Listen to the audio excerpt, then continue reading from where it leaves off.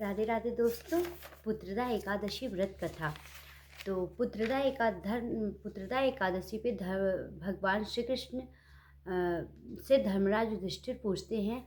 धर्मराज के पूछने पर भगवान श्री कृष्ण बताते हैं पुत्रदा एकादशी बहुत ही लाभदायक है और बहुत लाभदायक मंगलमय है। जो लोग इसका व्रत करते हैं उनकी प्रत्येक मनोकामनाएं ये पुत्रदा एकादशी जरूर पूर्ण करती हैं। और जिन गृहस्थों के यहाँ पर पुत्र ना हो उन्हें यह एकादशी विशेष रूप से करनी चाहिए। पूर्व समय में एक केतुवान नाम के बहुत धार्मिक राजा थे जिनकी धर्म में विशेष रुचि थी और उनके पास राजपाट धन संपत्ति किसी की कमी नहीं थी। लेकिन दुख इसी बात का था कि उनके घर में कोई संतान नहीं थी। उनकी पत्नी भी बहुत धार्मिक थी और कष्ट इसी बात का था कि उनके घर में कोई संतान नहीं थी, पुत्र नहीं थी। राजा मन ही मन बहुत डरते थे, मेरे घर में पुत्र नहीं है, पुत्र के बिना गृहस्थ के घर में अंधेरा सा होता है। उधर उस राजा के पितृगण भी बहुत दुखी रहते थे कि इस राजा के बाद हमारा श्राद्ध पितृ तर्पण कौन करेगा। के पितृलोक में पितृ भी बहुत दुखी रहते थे। राजा भी जब पितृगणों को श्राद्ध करता था, उनका श्राद्ध किया करते थे, तो वो कभी मन रोते हुए लेते थे। वो कहते थे कि इनके बाद हमारा कौन करेगा। तो भी राजा भी तर्पण करते थे तो रो रो के करते थे। एक दिन राजा बहुत दुखी होकर सोचा इस लोक में बिना पुत्र की गति नहीं होगी। एक दिन राजा वन में भ्रमण करने के लिए निकल गए। राजा बहुत दुखी रहते थे और वो वन में भ्रमण करने के लिए निकल गए। जैसे राजा वन में गए उनका दाहिना अंग फड़कने लगा। राजा ने सोचा कुछ शुभ संदेश है, क्योंकि पुरुषों का दाहिना अंग फड़कना शुभ होता है। उनको लगा कि कोई शगुन कुछ अच्छा ही होगा। तो जब राजा आगे गए तो वहाँ पर सरोवर में कुछ ऋषिगण स्नान कर रहे होते हैं।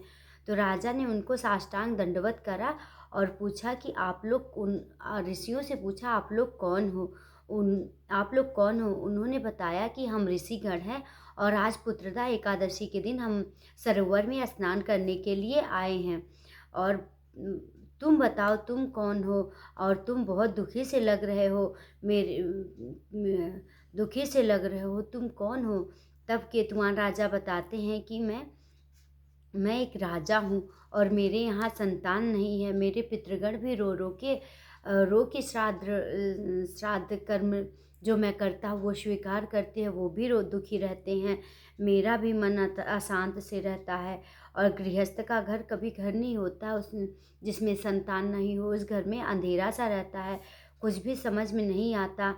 राजपाट सुख संपत्ति धन वैभव किसी चीज़ की कमी नहीं है। राजा ऋषियों से कहते हैं सब कुछ है मेरे पास, पर बस संतान नहीं है। ऋषियों ने कृपा करके केतुवान राजा से कहा पुत्र तुम दुखी मत हो, आज पुत्रदा एकादशी है।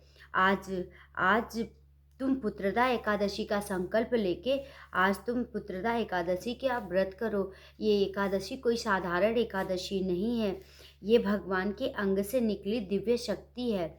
ये भगवान श्री कृष्ण तो नहीं है, लेकिन भगवान श्री कृष्ण से मिलाने में सक्षम है।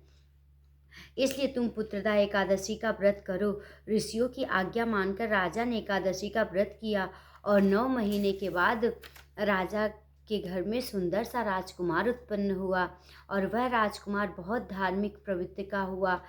तो फिर भगवान श्री कृष्ण कहते हैं, युधिष्ठिर से कहते हैं कि पौष मास की शुक्ल पक्ष की एकादशी को पुत्रदा एकादशी कहते हैं। जो मनुष्य इस एकादशी का व्रत करता है और व्रत की कथा सुनता है उनकी सारी मनोकामनाएं पूरी होती है। और जिनकी यहाँ संतान नहीं है, जो संतान की इच्छा से ये व्रत करता उन्हें संतान की प्राप्ति होती है। राधे राधे।